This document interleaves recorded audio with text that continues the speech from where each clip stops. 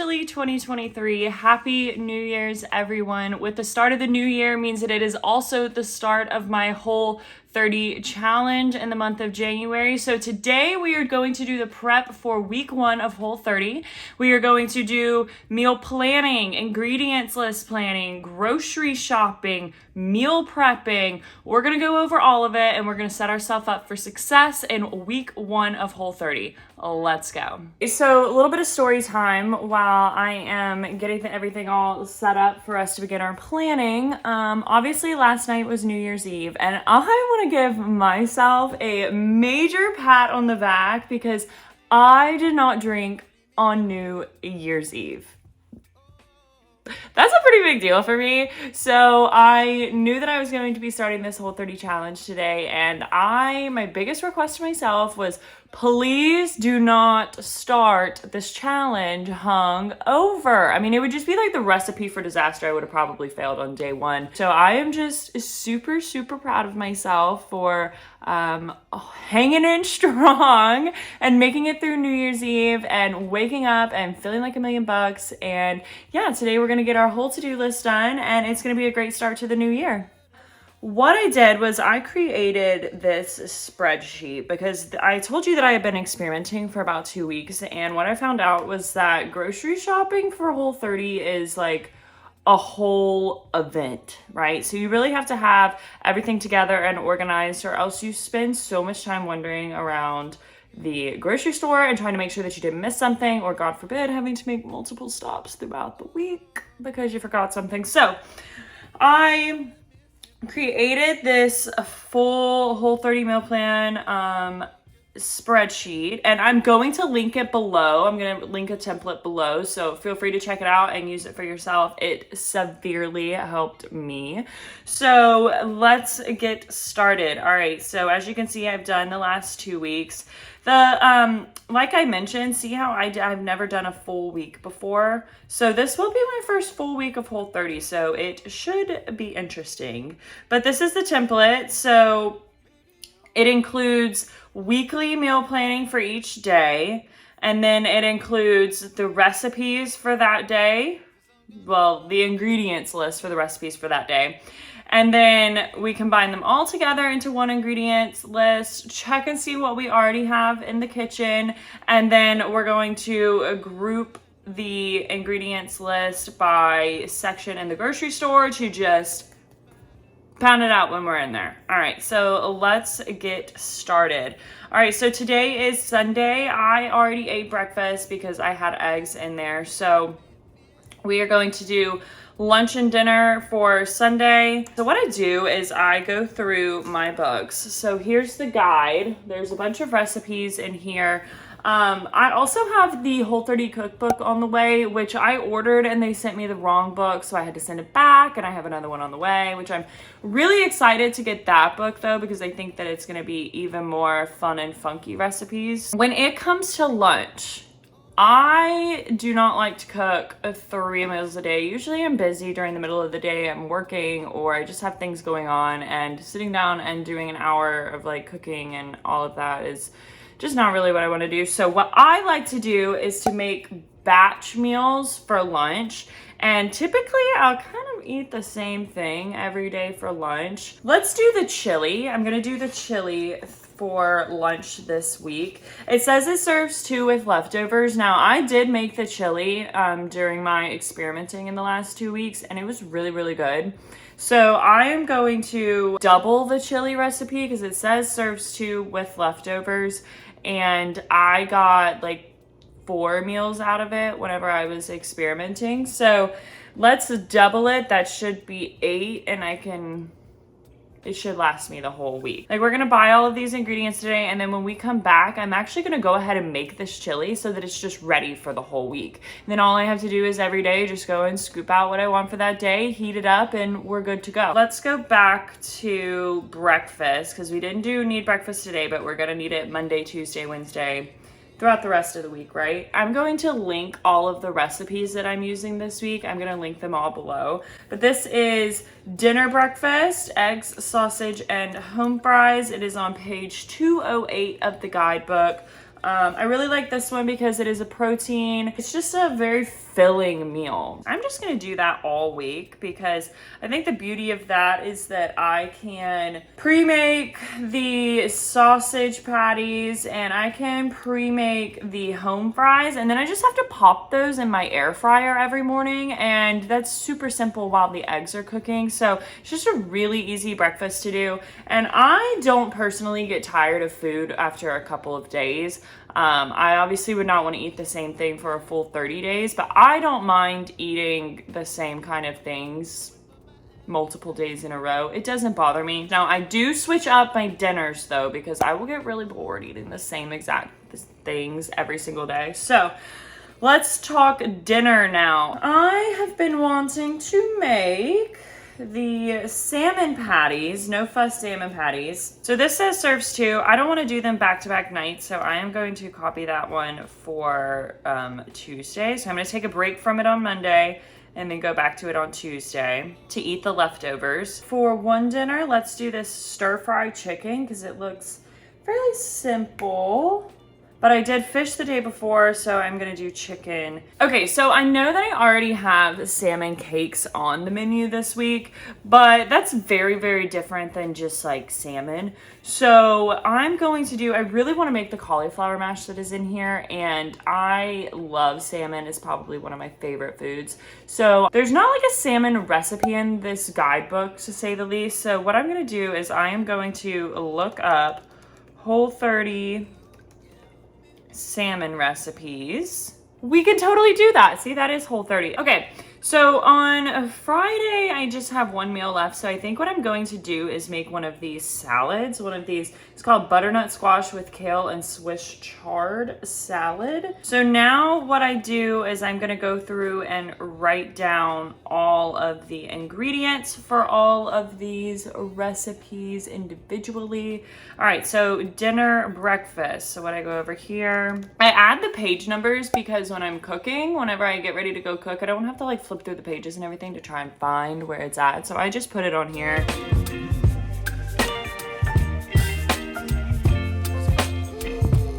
Okay, so important thing to note here for the dinner breakfast, it serves 2, and I'm gonna need it over 1, 2, 3, 4, 5, 6. So I have to triple this recipe to get the amount that I need, right?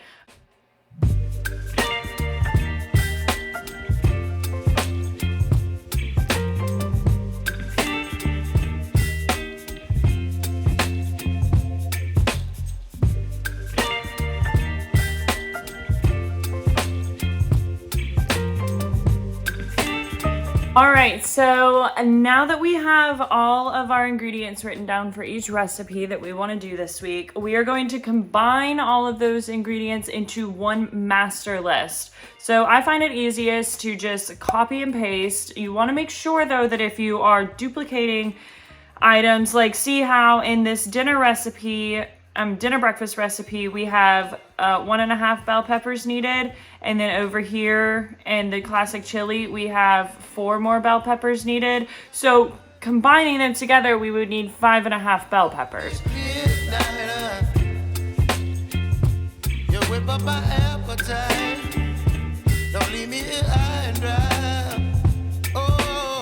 Okay, one thing I want to talk about really quickly is you'll see a lot in the Whole30 recipes. It'll say cooking fat. So occasionally they will clarify, like right here they'll say clarified butter or ghee. That's specifically the type of cooking fat that you need to use. Now, if they leave it pretty generic and just say cooking fat, then it's kind of up to you. There's a whole list of approved cooking fats.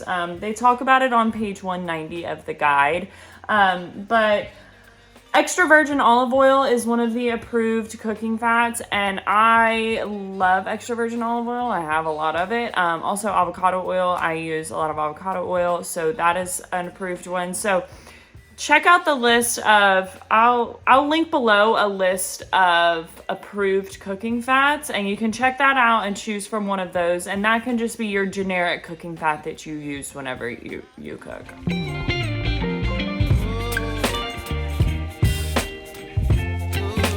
Okay, so coconut cream. I have not actually bought coconut cream before.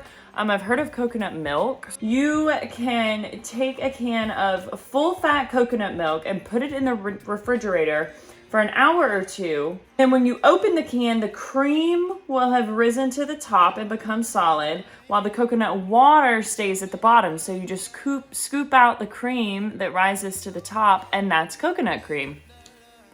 Who would have known? Not I. Okay, so now I am going to go through my list in my refrigerator and pantry. All right. So 14 tablespoons of cooking fat. Some kind of butterfly. Baby, one thing to note here is that obviously the more stocked your pantry or fridge already is with Whole30 approved foods, the less items you're gonna have to buy, which means the smaller your grocery bill. Now, if this is a complete lifestyle change and pretty much everything in your pantry or fridge is not Whole30 approved, then your first shopping experience might be kind of expensive, even more expensive than normal, just because you kind of have to replace some items and really restock your fridge and pantry with Whole30 approved foods. So just keep that in mind.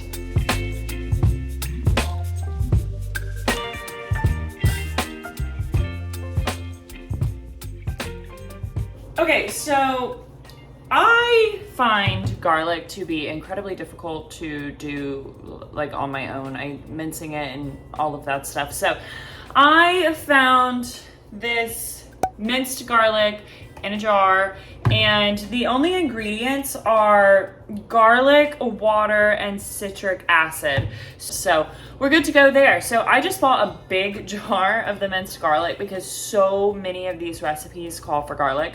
So highly recommend this. They also come in baby jars, so whichever you prefer. I will say that the less spices that you have before this all starts, spices are really expensive. I don't totally understand it, but the more of those that you have to stock up on your first few runs, that will jack the bill up a little bit. So just word of advice. Okay, one thing that I did want to point out here when it comes to your broths, right? You have to be really, really careful because so many of chicken and beef and just bone broths in general have so much added sugar in them. Okay, so this is an organic beef broth, right? But if you look at the ingredients list, water, beef, sea salt, cane sugar, and it says asterisk organic, but that's missing the point. So you have to be careful. Like I have this organic beef broth, but I can't use it when I'm doing Whole30, so I have to find a Whole30 approved beef broth. We're gonna find that.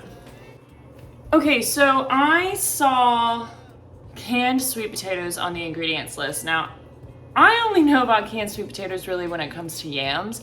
And I know that yams they come in like this sugary liquid. That's like what they're in the can with. So I'm definitely gonna need to figure out what the Whole30 alternative is to canned sweet potatoes.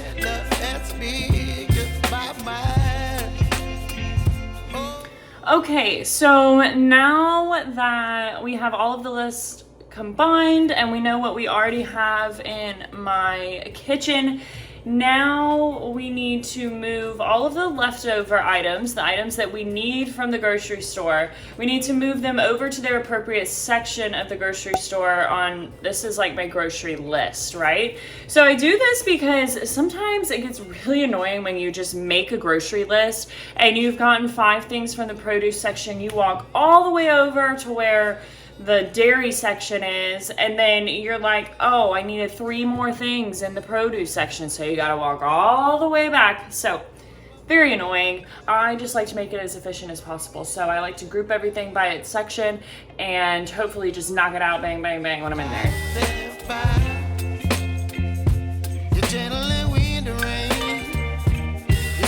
So now that I have created my list, seen what I do and don't have, combined everything into their section of the grocery store, and figured out some links to relevant Whole30 approved products for the ones that I don't already know, it is time it is officially time to go grocery shopping. So this week I am going to do my shopping at Kroger, and I think any of the specific items that I cannot find at Kroger that are Whole30 compliant, I will probably make a pit stop at Whole Foods. Hopefully that is few and far between on the number of items.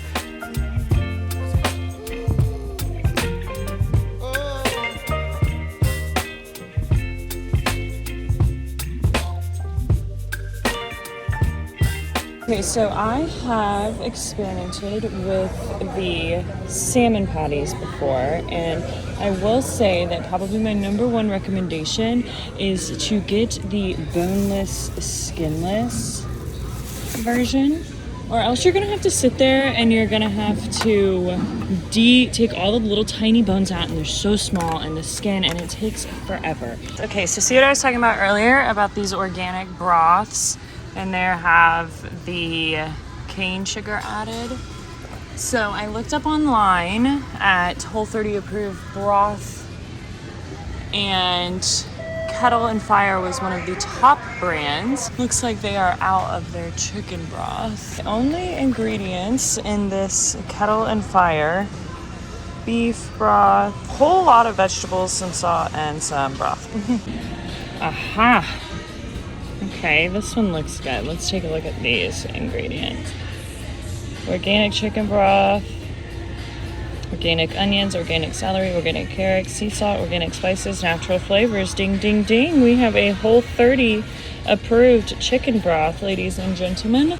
Okay, so fun fact, even though clarified butter and ghee are replacements for butter, they are not in the dairy section, they are in the baking section. They're by the oils and the shortenings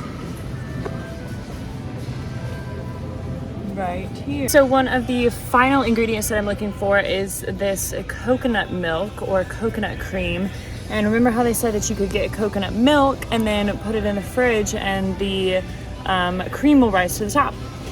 So found this Simple Organic Truth coconut milk, and when I was taking a look at the ingredients, it has something called organic guar gum in it, but then I looked it up online and it is actually Whole30 compliant. So there we go. We have our organic coconut milk, and we're just gonna put it in the fridge and let the cream rise. Okay, so we successfully managed to get all of the grocery shopping done at one store at Kroger. Super thankful for that because I don't think I had it in me to go anywhere else today. Okay, so the final step in our Sunday prep process is going to be meal planning for next week, meal prepping for next week, sorry. So I'm just gonna prep two things for next week. I'm going to go ahead and make the chili, because that will be for lunch all week, and I can easily just heat that up in the microwave. And then I am going to go ahead and make the sausages for every morning for breakfast. Oh, and I'm also going to cut up the sweet potatoes every morning for breakfast because I'm not quite the morning person, so last thing I want to do is have to chop up a sweet potato every single morning. So I'm not going to do that.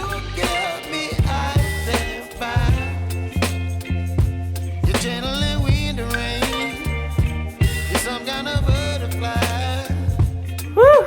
Okay, I am officially done with my first Sunday prep for Whole30 challenge. It took me about 4.5 hours to do the whole thing, so a large chunk of the day, but I planned my meals, I got my ingredient list together, I got my grocery list together, I went grocery shopping, and I meal prepped a full meal and parts of 2 meals. So I would say 4.5 hours is not bad for that. I devoted the whole day for it, so works out nicely. I'm getting done before the sun goes down, so I am about to take little Louie on a walk and end the day on some exercise, and then I've got some housework and stuff that I need to get done. But thank you so much for joining me, and please stay tuned for the entire month of January for this 30-day reset series. This was my first prep video, and then I'm going to do a follow-up on week 1 where I share all the recipes that I did, whether or not I liked them, some things that I would change, how I'm doing with my habit tracking, whether or not I'm staying on track, how hard it is, things like that. I'm going to share all of that at the end of the first week, and then we'll redo it all on week 2. So thank you so much for joining me today. If you want to keep up to date on my journey, please be sure to subscribe to my channel so you get notifications on updates on all my latest videos, and go ahead and like this video as well. And thank you so much for joining me today. I will see you next week.